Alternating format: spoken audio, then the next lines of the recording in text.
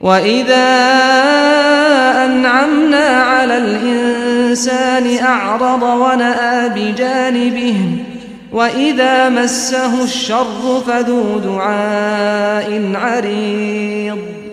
قل أرأيتم إن كان من عند الله ثم كفرتم به